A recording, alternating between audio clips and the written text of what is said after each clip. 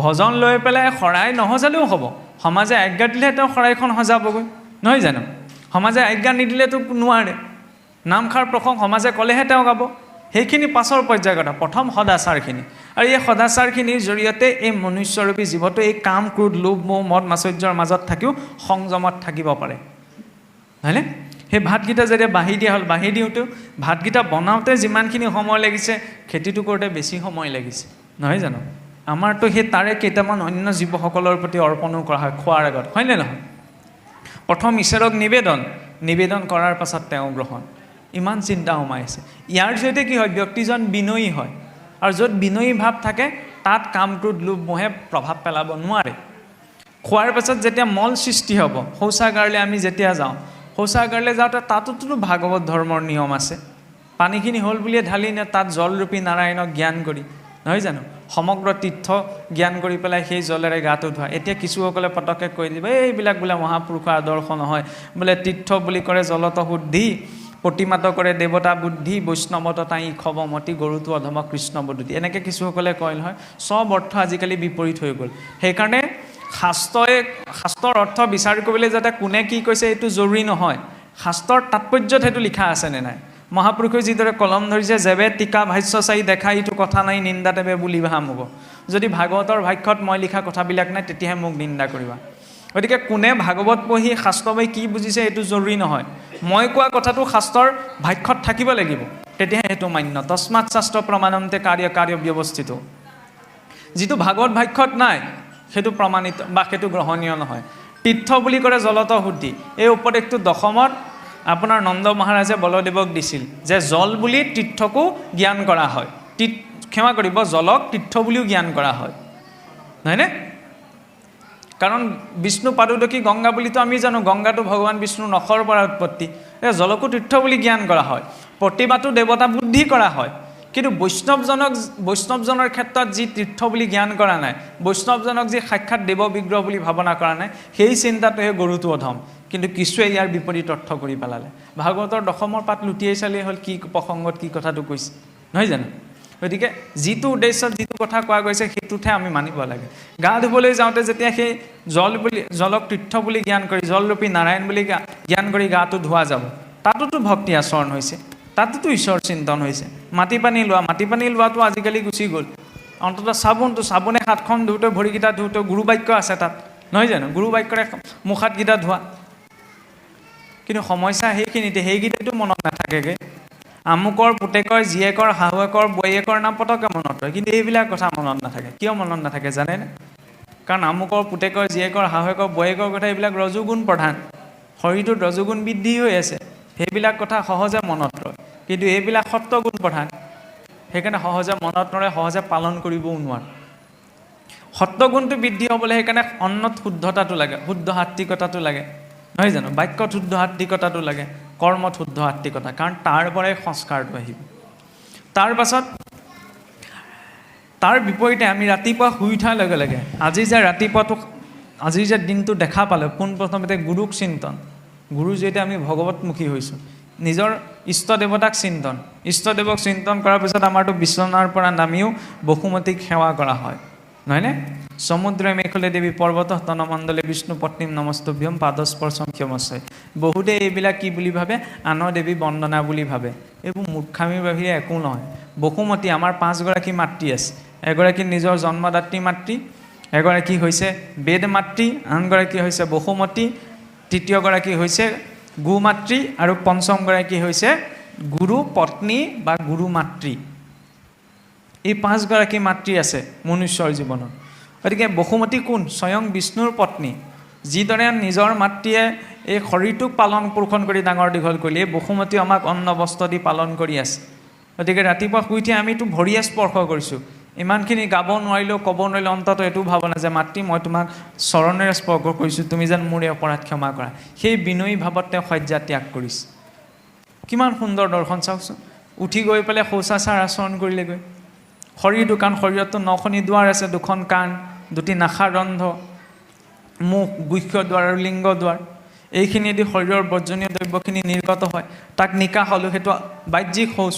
আচৰণ কৰাৰ পাছত ৰাতিপুৱা সময়ত গোসাঁই ঠাইলৈ গোসাঁই ঘৰ সকলোৰে ঘৰত নাথাকিলেও অন্ততঃ চুক এটাও লাগে নহয় জানো ঈশ্বৰক চিন্তা কৰিবলৈ কাৰণ নিজৰ ইষ্ট দেৱতাৰ উপাসনাটো আগতে অসুৰবিলাকে এৰা নাছিল বোলে আছে নহয় আমাৰ এতিয়াতো আগতে আপোনাৰ সকলোৰে গৃহত গোসাঁই গৃহ নাছিল সেইকাৰণে আমাৰ ককাসকলে পাব পায় আগৰ কি কৰে গোসাঁই গৃহ সুবিধা নাছিল কাৰণে গাটো ধুই আহি সেই আপোনাৰ পাকঘৰত যেতিয়া সোমাই গৈ জুহালৰ গুৰিতে সেৱা ভাগ কৰে অগ্নিকে নাৰায়ণ বুলি জ্ঞান কৰি ইমানকণ সংস্কাৰ আগৰ মানুহবিলাকৰ মাজত এতিয়াতো সকলোৰে ব্যৱস্থা সকলোৰে গৃহে গৃহে গোসাঁই ঘৰ হ'ল সকলোৰে হ'ল কিন্তু আপত্তিটো কোনখিনিত আছে জানেনে চাকি গছ দিবলৈ যোৱাত বোলে চাকি দিওঁগৈ নহয় আমাক ককাই দিয়েগৈ নহয় বাকীকেইজন সদস্য কিন্তু গোসাঁই ঘৰত মূৰ ধুৱাবলৈ নাযায় বোলে মায়ে দিয়েগৈ নহয় বোলে হে ৰাত চাকি গছ তুমিয়ে দি দিয়াগৈ বোলে হেৰি আপুনিয়ে দি দিয়কগৈ খোৱা সময়ত সেইটো কওঁ নে নকওঁ বোলে আজি আমুকে খালেই হ'ব আজি বোলে ককাই খালেই হ'ব আজি আইতাই খালেই হ'ব মায়ে খালেই হ'ব মই নাখালেও হ'ব সেইটোত এলাহটো উপজে বহুতত দেখা যায় গোসাঁই ঘৰ ধুনীয়া আটক ধুনীয়া কিন্তু গোসাঁই ঘৰত মূৰটো ধুৱাবলৈ আপোনাৰ সময় নোলায় এনেকুৱা আপোনাৰ জড়তা আমাৰ ভিতৰত সোমাই আছে এইবিলাকে অসুৰে জানো নিজৰ ইষ্ট দেৱতাক ত্যাগ কৰিছিল ৰাৱণ হওক বিষপৰ্বা হওক বলি হওক বান হওক ইমান অধম কিন্তু ইমান অধম যদিও তেওঁলোকে কাহানিও নিজৰ ইষ্ট দেৱৰ উপাসনা এৰি নিদিলে আমি সোপা এৰি দিলোঁ অন্য নালাগে চাওকচোন সন্ধ্যা লাগিল মাত্ৰ গৃহৰ পৰা অন্ততঃ ঘোষা এজনা শুনিব লাগিছিল ওলাব লাগিছিল ওলাই নে নোলায় আজিকালি নোলাই নহয় সন্ধ্যা লাগিল মাত্ৰ নামঘৰত দবাকোব পৰিছে নামঘৰ বোলে প্ৰতি ঘৰ গৃহতে অন্ততঃ ঈশ্বৰৰ স্তুতি বাক্য এটা কীৰ্তন এটা ঘোষা এফাকি শুনা গৈছে পৰিৱেশটো কেনেকুৱা হ'ব সমস্যাটো ক'ত হৈছে জানেনে সমস্যাটো হৈছে এইটো আমি বহুত ডাঙৰ অনুষ্ঠান কৰিছোঁ বহুত ডাঙৰ সংকল্প কৰিছোঁ আমি চিঞৰি থাকোঁ বিশ্ব দৰবাৰত মহাপুৰুষক স্থাপন কৰিব লাগিব ইত্যাদি ইত্যাদি লাভ নাই এইবিলাক আপোনাৰ আমাৰ এই যে কয় হাবিত বোলে কাহে ওলাই নাহে এই তেনেকুৱা লক্ষণ ঘৰৰ ভিতৰত চিঞৰি লাভ নাই যদি আচৰণত সেইটো নিয়া নাই মোৰ ঘৰখনত মই ইয়াত আহি আপোনালোকৰ আগত ঈশ্বৰ চিন্তনৰ কথা কৈ লাভ নাই যদি মোৰ ঘৰখনত ঈশ্বৰ চিন্তন নাই হোৱা সেইকণ সময় আচুতীয়াকৈ উলিয়াব লাগিব ন পুৱা গধূলা যিজন ঈশ্বৰে ইমান এটা সুন্দৰ শৰীৰ দিছে ইমান এখন সুন্দৰ সৃষ্টি দিছে তেওঁক চিন্তা কৰিবলৈতো অকণমান সময় লাগে নে নালাগে নিশ্চয় লাগে সেইবাবে সন্ধ্যা সময়টো দিয়া হৈছে দাউকেও বোলে কোৱা বুলি চিঞৰে দবাকোবতেও মনত পেলাই দিয়ে দম দয়া দান নহয় জানো ৰজা পৰীক্ষিতেও ঈশ্বৰৰ কথা কেৱল শুনাই নাছিল সেই লীলা চৰিত্ৰ শুনাৰ যেতিয়া চিন্তন কৰি গৈ আছিল আমি সকলো সময়তে এতিয়া ঈশ্বৰক চিন্তা কৰি থাকিব নোৱাৰিবও পাৰোঁ সেইকাৰণে পুৱা গধূলা সন্ধ্যাটো আগতেতো ত্ৰিসন্ধ্যা আছিল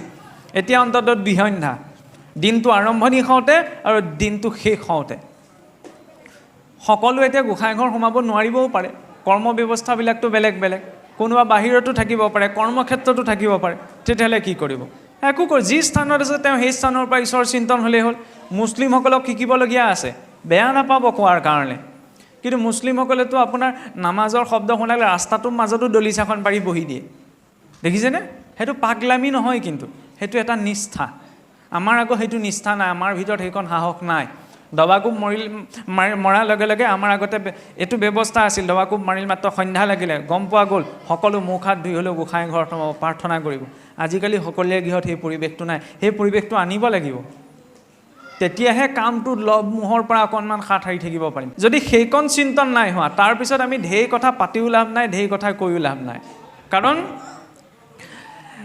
নিৰন্তৰভাৱে নিত্য উপাসনা ভক্ত ধ্ৰুৱই কৰিছিল বাবেহে ছমাহৰ মূৰত ঈশ্বৰ উপস্থিত হৈছিলহি হয়নে নহয় ছমাহ যদি ভক্ত ধ্ৰুৱই উপাসনা নকৰিলেহেঁতেন তেতিয়া ঈশ্বৰ নাহিলেহেঁতেন নাৰদেৱটো উপস্থিত হৈছিল ক'ব পাৰিলেহেঁতেন যে সৰু ল'ৰাটোনো কি উপাসনা কৰিব ঈশ্বৰ যাওক নিজে দৰ্শনটো দিয়কগৈ নাই কোৱাহি ছমাহ তেওঁ উপাসনা কৰিছে ভক্ত ধ্ৰুৱই ইমানখিনি কষ্ট অনুভৱ কৰিছে তাৰ পাছতো তেওঁলোকে ঈশ্বৰক পাইছে আমিতো সেইখিনি একো কষ্ট পোৱা নাই কিন্তু তাৰ মাজতো বিড়ম্বনা এইখিনিতে যে সেই ঈশ্বৰক পাহৰি যাওঁ ভক্তি মাৰ্গত আগবঢ়াৰ পাছতো আমাৰ মুখৰ পৰা ভুলতে বেয়া মাতটো ওলাই যায় কিন্তু কৃষ্ণ বা ৰাম বুলি নোলায় ভকতৰ মাজত ৰাম কৃষ্ণ কাহানিবা মিতি কুটুমহঁতে কথা পাতোঁতে বোলে কৃষ্ণ ভালে আছেনে ৰাম ভালে আছেনে কৈ পাইছোঁনে তাত কিন্তু এটা ডাঙৰ প্ৰশ্ন আছে এইটোৱেই জড়তা আৰু এই জড়তাটো যিদিনালৈকে নাটৰে তেতিয়ালৈকে 4 বেদ 14 শাস্ত্ৰ জানি বুজিও লাভ নাই আৰু বৰ বেছি দীঘলীয়া নকৰোঁ আৰু সেই চিন্তনৰ বাবে মাধ্যম দিয়া হৈছিল ভগৱন্তৰ নামক নহয়নে কৃষ্ণ বুলি কওঁতে কৃষ্ণ কাৰোবাৰ নামো হ'ব পাৰে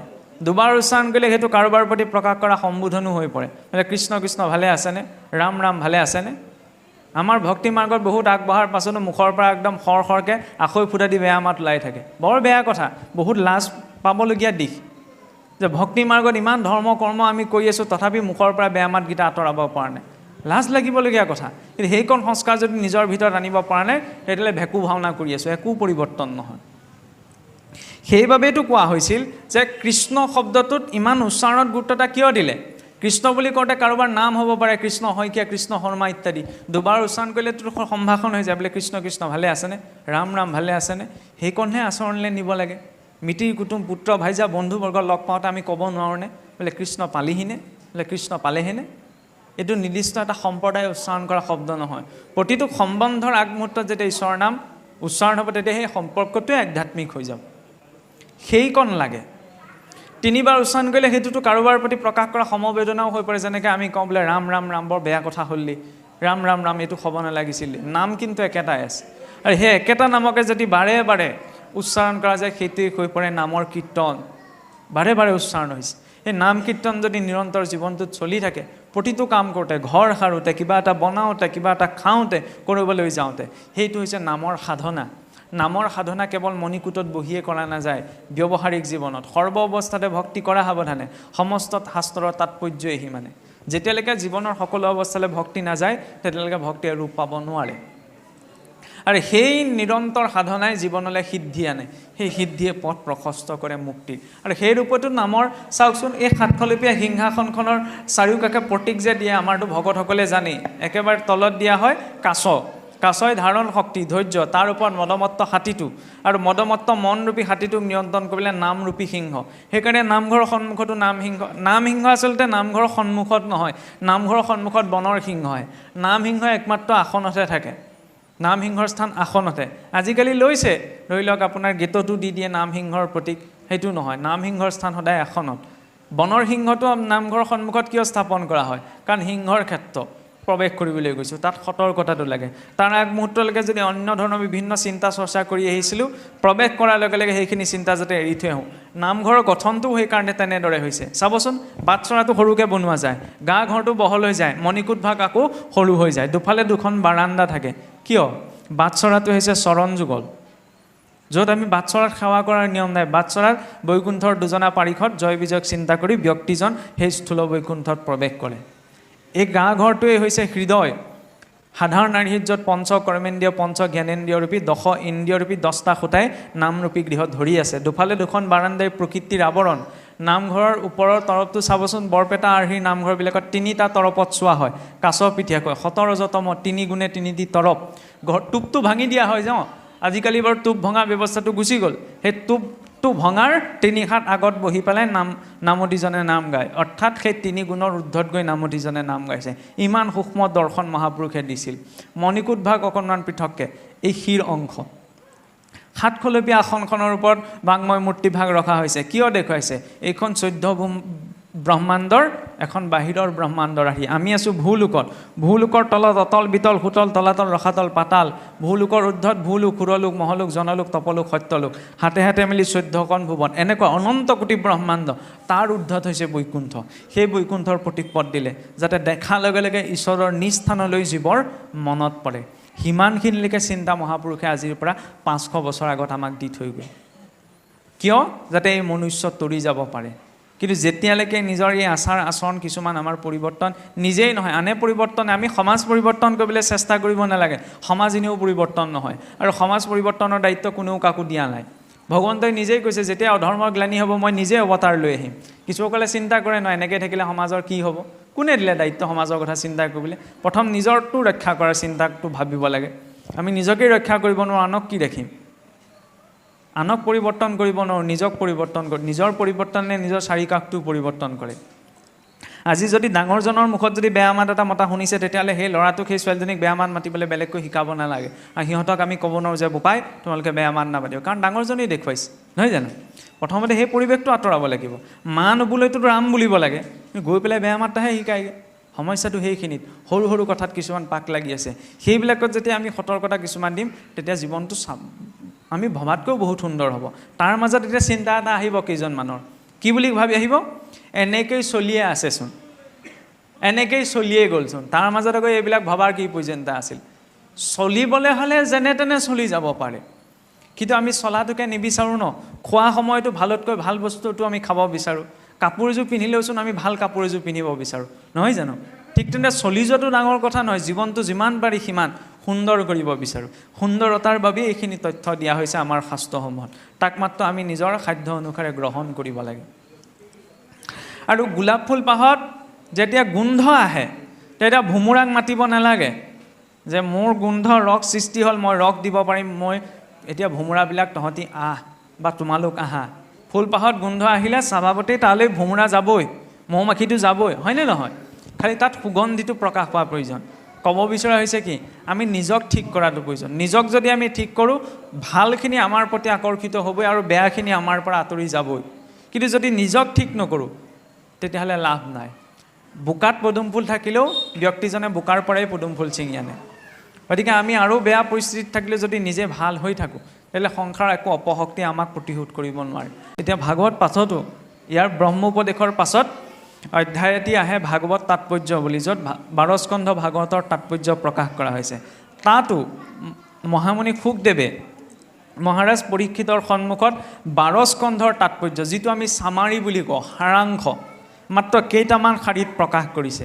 আৰু সেই সাৰাংশ কি, ইমান সহজ সৰলভাৱে কৈছে যে নিগদতি সুত শুনিও শৌনক প্ৰমুখ্যে ঋষি যতে ক 12 স্কন্ধৰ যিটো তাৎপৰ্য কহোঁ তাক শুনিও ক পৰে বা পিছলে যদি ব্যাখ্যুধায়ে তৃষ্ণায়ে পীড়িত হুয়া নমো হৰি বুলি ডাকি উচ্চ কৰি মাধৱৰ নাম লয়া এতেকতে তাৰ গুচিল পাতে ক অনেক কোটি জন্মৰ হৰিৰ নামক কীৰ্তন কৰিয়া মহাশুদ্ধ হুৱে নৰ। 12 স্কন্ধৰ তাৎপৰ্য কি, পঢ়োঁতে বা পিছলোতে, খাওঁতে বা উঠোঁতে বা বহোঁতে একান্ত ভাৱত যদি হৰিৰ চিন্তন হৈছে তেতিয়াহ'লে তেওঁৰ সমস্ত পাপ নষ্ট হৈ বোলে মুক্তিৰ দুৱাৰ খোল খায়। আমিতো ৰাম কৃষ্ণ হৰি গোপাল গোবিন্দ নাৰায়ণ নাম লৈ আছোঁ, আমাৰ কি পাপ নষ্ট হৈছে? নাই হয়নি? হৈছে। কিন্তু কি হয়, খেতিটো বোলে ভাল হ'লেই নহ'ব নহয়। খেতিটোৰ পৰা অৰ্জন কৰা ধানখিনি সঞ্চয় কৰিবলৈ ঘৰত ভাল ভঁৰাল এটাওতো লাগিব, নহয় জানো? গতিকে নাম লৈ আমাৰ পুণ্য হৈছে ডাঙৰ কথা নহয়। সেই পুণ্য সঞ্চয় কৰিবলৈ এটা ভাল ভঁৰালোতো লাগিব। সেই ভাল ভঁৰালটো কি, এখন নিৰ্মল হৃদয়। নিৰ্মল হৃদয়তে পুণ্য থাকে। আৰু পুণ্য নকমে, পুণ্য বাঢ়ি যায়। পাপো নকমে, পাপ বাঢ়ি যায়। যিদৰে আমাৰ চক্ৰবিধি লাগি লাগি গৈ থাকে, মই এটা বেয়া কাম কৰিলোঁ, সেই ফলটো যিমান দিন জমা থাকিব সিমানে বৃদ্ধি হৈ গৈ থাকে। পুণ্যও ঠিক তেনেদৰে বৃদ্ধি পায়। খালি সেই পুণ্যক কৰ্ষণ কৰিব পৰা সামৰ্থ্যতাটো নিজৰ উপাসনাৰ জৰিয়তে আমাৰ জীৱনত লাগে।